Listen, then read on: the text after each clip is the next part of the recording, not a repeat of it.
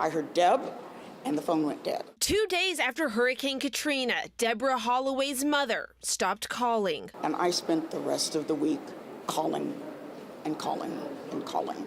I called every agency that I could think of. And it's like there are two little old ladies off of Canal Street trapped upstairs. Holloway's mother Delia and her Aunt Deborah were wading through feet of floodwaters in their family home on Canal in Galvez. Because of the house's age, the windows were stuck, so they did not go up.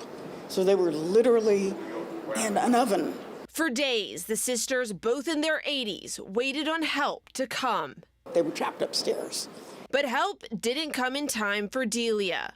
My aunt was in the house with her sister's body for I don't know how long. Her aunt was rescued, flown to San Antonio, but died a day later. Months went by, and Deborah never got the chance to say goodbye to her mother's body. November, my godfather goes to the house.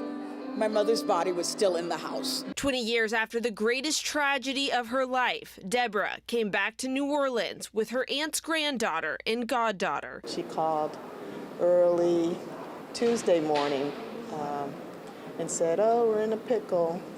And the water was already filling up downstairs. And I know that she's very proud of the woman that I've become, the woman that my mother has become. Thousands of people have their own Katrina stories, some of them similar to Deborah's. That's why ministers at St. Louis Cathedral invited people of different faiths to come together and remember all of the lives lost 20 years ago. We're all gathered after 20 years to give thanks to God for, for the rebuilding of the city, for the survival, and to remember those we lost, but also to be hopeful, as these 20 years have taught us a lot about being resilient, have taught us a lot about community and about fraternity.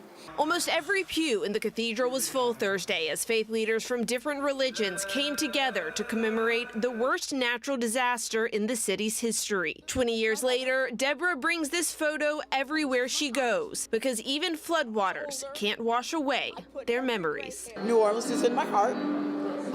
It's a part of me, and I had to be here for this. In New Orleans, Amelia Strahan, WWL, Louisiana.